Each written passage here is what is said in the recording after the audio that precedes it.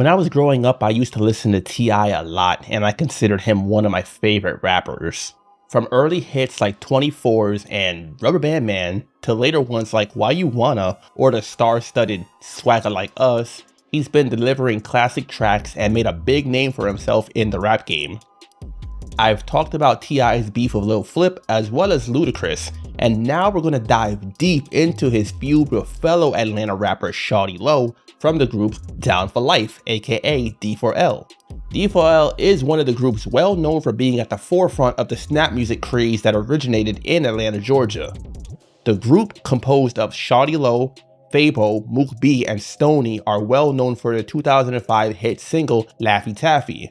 The group was funded by Shawty Lo, and after releasing their successful self-titled debut album in 2005, he wound up going solo and putting out his debut hit single They Know in 2007, which was featured on his mixtape I'm the Man 2, as well as his debut album Units in the City.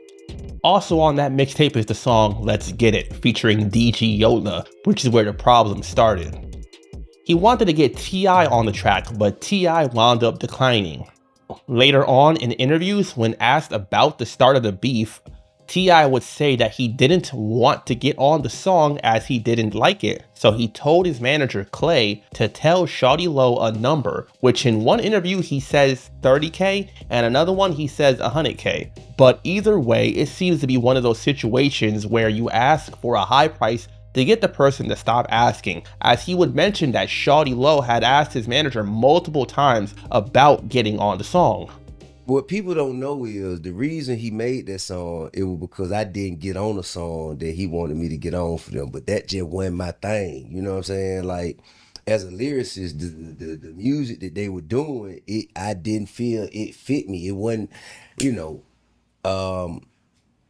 and they just kept, he just kept calling Clay or telling Clay like, what's up? When he gonna do it? What's up? And I kept telling Clay, no, this ain't it. This ain't it. I ain't doing it. And Clay was like, man, you just need to come on and do it, bro. I'm like, man, I don't feel it. It ain't for me. And so then I said, well, just tell him 30,000 then if you want me to do it. And he got upset. He got with Clay and was like, hey, tell Tip I want him to do this.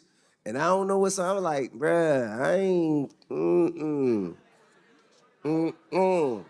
I ain't fucking with him. When you say do this, you mean a feature? Yeah, he wanted me to do a feature. He wanted me to do a feature. And then like I had told Clay a few times, I'm like, no, bruh, no. And Clay was like, bruh, listen, you probably need to do this, man. Right. He keep asking, and I don't know what to tell him. I say, nigga, I done told you what to tell. I say, I tell you what, tell the nigga 100,000. At this time, T.I. was arguably the biggest rapper in Georgia, so Shawty Lo wanting him on a song is completely understandable. In July that year, T.I. released his 5th album, T.I. vs. T.I.P., which features the hit single, Big Shit Poppin'. On the first verse, T.I. has the lines, see, I said I was king and them lames started laughing. Them same suckers now want the king on a track with them. Shawty Lo, in an interview where he was asked about the beef with T.I., would say that he took those lines to be aimed at him for asking T.I. to be on the Let's Get It song.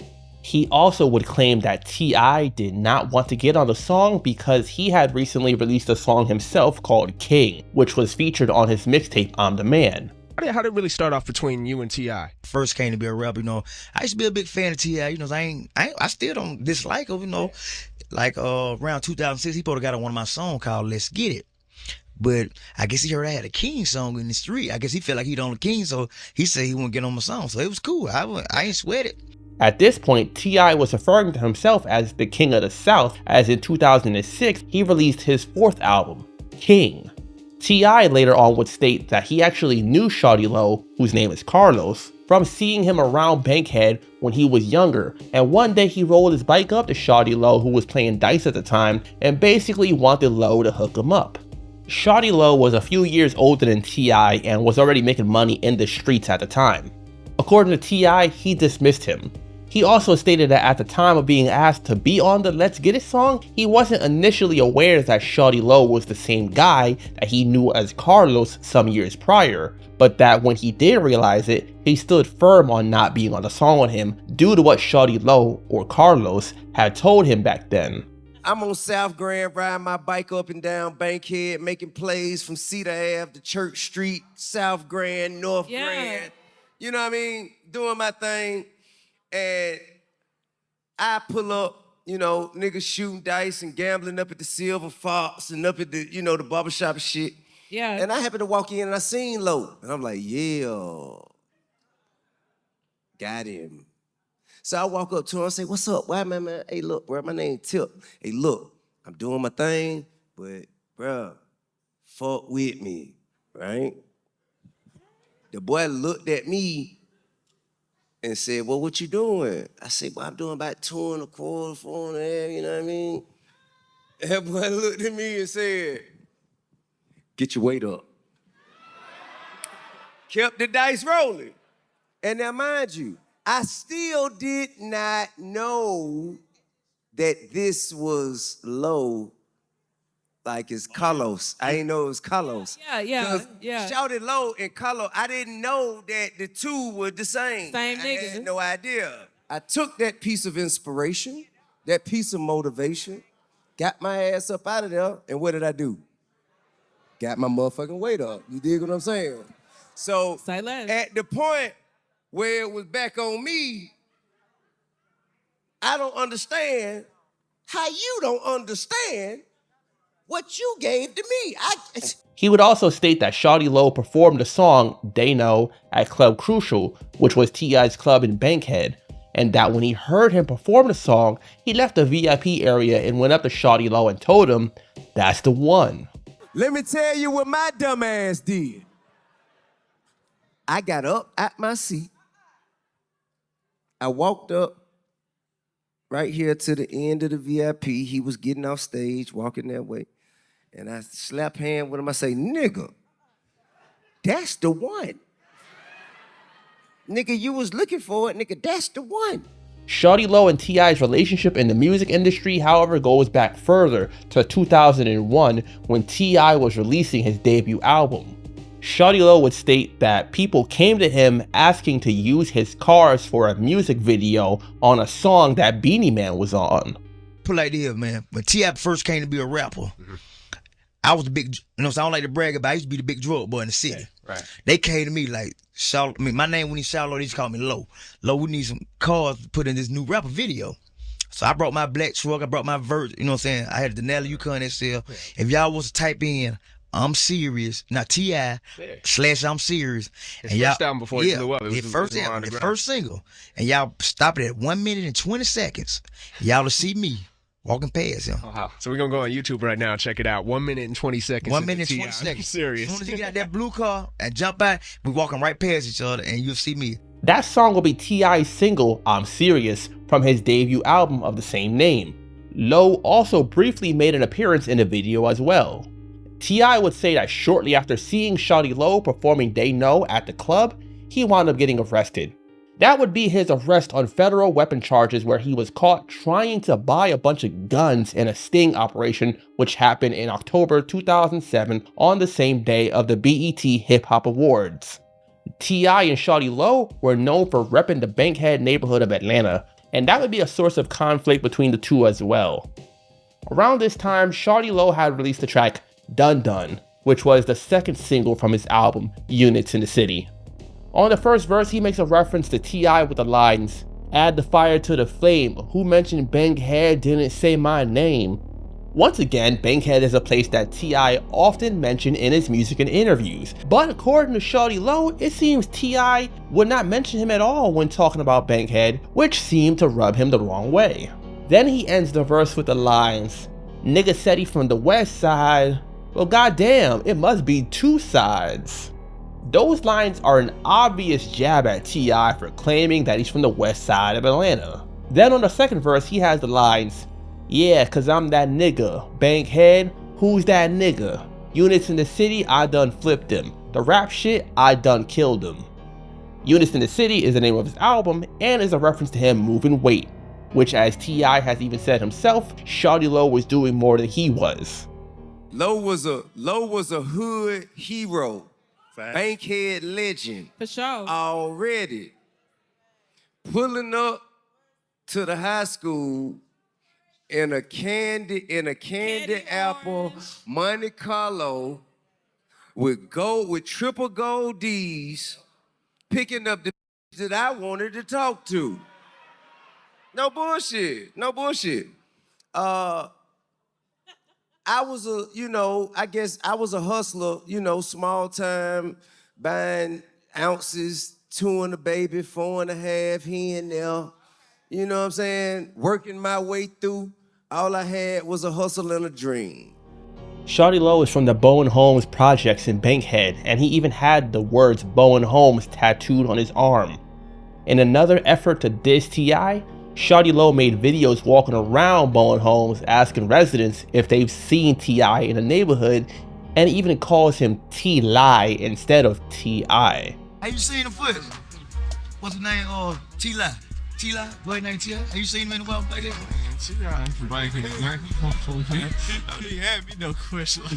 In an appearance he made on the In Department's podcast, T.I. would tell a story about Dun Dun.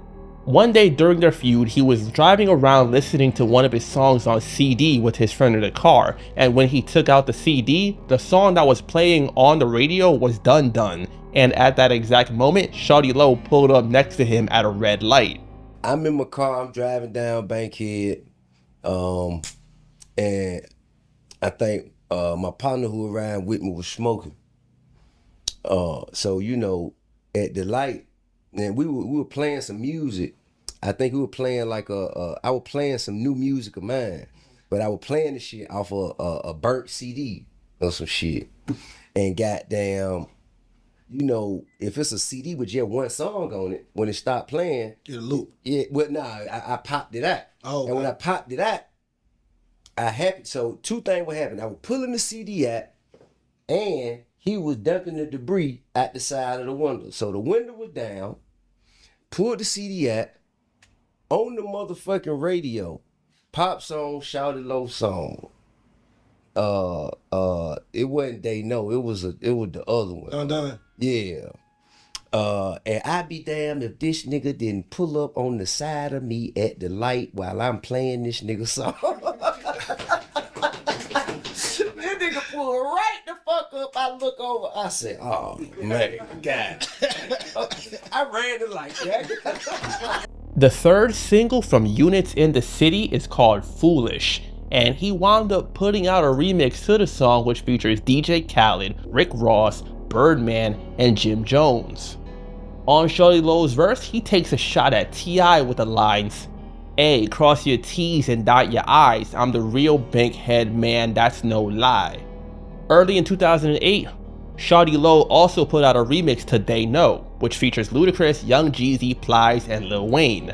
Shawty Lo makes a mention of T.I. on his verse with the lines, "I'm a boss, handle my B.I., and I got them same kinda guns like T.I. See, I've been that way since knee high, real dope boy, so you know I trap her dizzy." That is a reference to T.I. getting locked up for the gun charges. In April 2008, new Grand Hustle Records signee Young L.A. released his debut album Ain't I, featuring Big Country King, and then later that year a remix was released featuring Young Dro and T.I. On T.I.'s verse, he has another subliminal shot at Shawty Lo with the lines, "Ain't I laughing at these haters trying to take a shot at me? They don't know which way to go, or make it easy, follow me." Then he goes on to make what appears to be another reference to Shawty Lo with the lines, "My community I'm serving, though they hope I don't succeed. Hear me speak, they so intrigued. Ay, ain't he snitching? No indeed. You come with that common flow, your show I have to commandeer. Since I see you can't take over, I'll just have to volunteer. Hey, ain't I your superior? Listen here, bruh, you not a peer." Some would claim that T.I. was snitching because he only wound up getting sentenced to 1 year instead of the potential time he was facing, and Shawty Lo was one of those people. In the streets, Shawty Lo might have been more experienced, but T.I. was a rapper for longer and considered a better rapper by many from a lyrical standpoint, hence the line about a common flow and being a superior. Around this time, Shawty Lo also made a video where he was asking for people to send him a picture of T.I. from when he was in school, and then made a video where he showed T.I.'s high school picture and said that he went to Riverdale High School. If anybody know T.I., I know everybody at school or high school didn't like him. So I got a reward, man. If y'all send me the yearbook pictures or something that's showing where he from, man, I will pay y'all personally, man. You know what I'm saying? I got a check for you. Guess what, baby? We got the picture now. What you got to say now?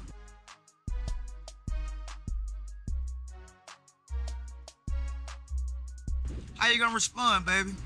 We got the picture. Riverdale High School, baby. I'm from Bankhead. Riverdale's on the south side, about 30 miles from Atlanta, man. Where you from, baby? From Bankhead? You know what I'm saying? We got the picture. Or you from Clayton County? Riverdale is a city several miles south from Atlanta. T.I. might not have lived in Bankhead or Atlanta his whole time growing up, but he did have family there and spent time there. I'm not here to pick apart how much time T.I. spent in what city or neighborhood. He's one of my favorite rappers regardless. But it was a topic Shawty Lo used as a part of his jabs at T.I., so it gets mentioned. Also in April, T.I. released the first single from his album Paper Trail, titled No Matter What. On the first verse, he has the lines, "Set the standard in Atlanta, how to get it. So you up and coming rappers wanna diss, just kill it. I'm officially the realest, point blank period. Whether I still live in the hood or just visit, whatever you can do in the hood, I done did it." The way he says get it is how Shawty Lo says it on the chorus of They Know, and Done Did It can be seen as a reference to the chorus from the track Dun Dun.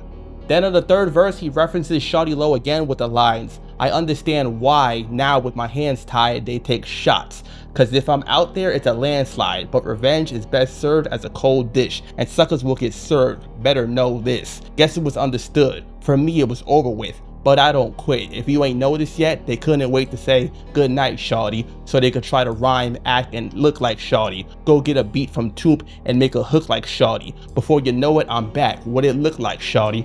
This is a reference to how T.I. had gotten arrested for gun charges and had been focused on fighting his case. At the time, he was facing 10 years for each of his 3 charges. Then in September that year, the album was released, and on the song Every Chance I Get, he makes some more subliminal shots at Shawty Lo. On the first verse, he has the lines, "I'm exceeding expectations, you barely meeting quota, I give it to him straight, you cut it with baking soda, you said I ain't zone 1, nigga hot," as a funny one. Considering that Shawty Lo had made it a point to claim that T.I. was not from Bankhead, those lines would clearly seem to be a response. Then on the outro, he singles out one person as a hater who waited for him to get in trouble with the police to decide to start dissing him, once again taking aim at Lo. On the album is the single What Up, What's Happening, which is a direct response to Shawty Lo and one of my favorite T.I. songs. On the first verse, he asserts his dominance over Shawty Lo and dismisses his dissing with the lines, "Disgrace the A, you give the city such a bad name, you're way back in my rearview mirror, I'm in the fast lane, but still I hear you loud and clear on your little song, go on get your dissing on while the king gone, your self-esteem gone, cause I'm back now." Then on the second verse, he makes a reference to the videos of Shawty Lo walking around Bankhead asking about him with the lines, "Hey, what I care about who you asking, saying they ain't heard of me, I'm certified certainly, them videos ain't hurting me, I still ride with the windows rolled down all around the A-town like it's finna go down, if there was ever any questions niggas finna know now, won't retire my throne nor surrender no crown." Then he ends the verse with the lines, "Go on get yourself high, cause I yelled Bankhead and you felt left out, I ain't mentioned your name, that's what all this about?" Those lines would appear to be a direct response to the lines from Dun Dun where Shawty Lo mentions Bankhead being mentioned, but someone not saying his name. So essentially, T.I. trivializes Shawty Lo's issue with him to simply not being acknowledged by him, making Shawty Lo seem like a fan of T.I. rather than the king of Bankhead that he claims to be.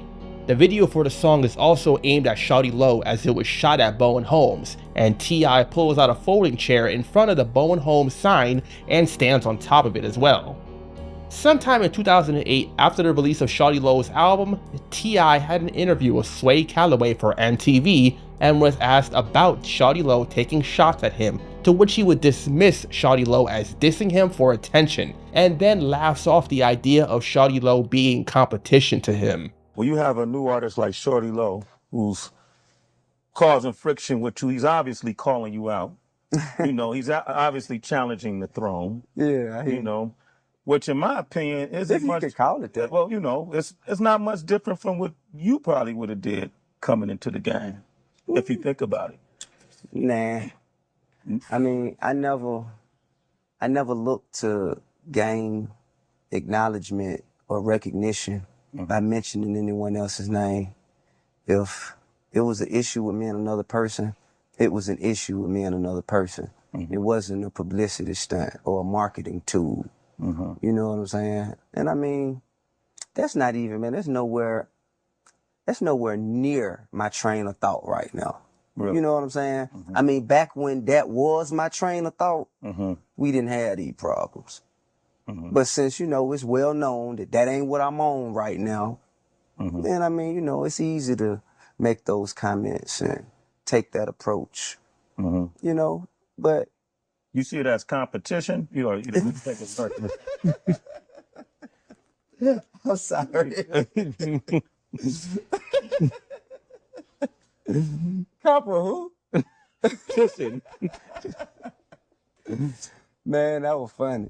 Later that year, after Young L.A. released the remix of Ain't I, came a response track titled Don't I by Stuntman featuring Front Street and Shawty Lo, in which they took aim at Young L.A. and T.I. Stuntman is another rap name of D4L member Stoney. Despite the group no longer putting out music together, they still were featuring individually on Shawty Lo's solo mixtapes and album. On Stuntman's verse, he has the lines, "I rock my jewels anywhere cause that how Stuntman do it. So this beef shit, you better leave that shit to T.I. cause I'm a boss and lower boss and y'all don't wanna see I." Then at the end of Shawty Lo's verse, he mentions T.I.'s then girlfriend Tamika Cottle and implies that T.I. is a snitch with the lines, "Who can you run to? Hope it ain't Tamika, tiny ass nigga, featherweight punk, caught with 10 guns, only get 12 months. Around this time, Shawty Lo also released the track I Knew It, which also took aim at T.I. On the chorus he says, "Shawty snitch and I knew it," which is a reference to T.I. once again. Then on the first verse he has the lines, "These niggas just rappers, they ain't sold no D, ain't really from the streets, ain't built like me. 28 times I'd have been the right street. You can go on my file, you can check my sheet. I'm a stand up guy, I don't take no plea. Who mentioned Bankhead didn't acknowledge me." Rice Street is a reference to the Fulton County Jail, which T.I. has mentioned in his raps multiple times, and the plea line is a reference to T.I. and his court case. Also, Stand Up Guy is the name of a song from T.I.'s album King, which was released in 2006. Things escalated further in November when the Dirty Awards were held, as two different altercations occurred related to the two. While Shawty Lo was on stage, he performed songs like Dun Dun and Don't I.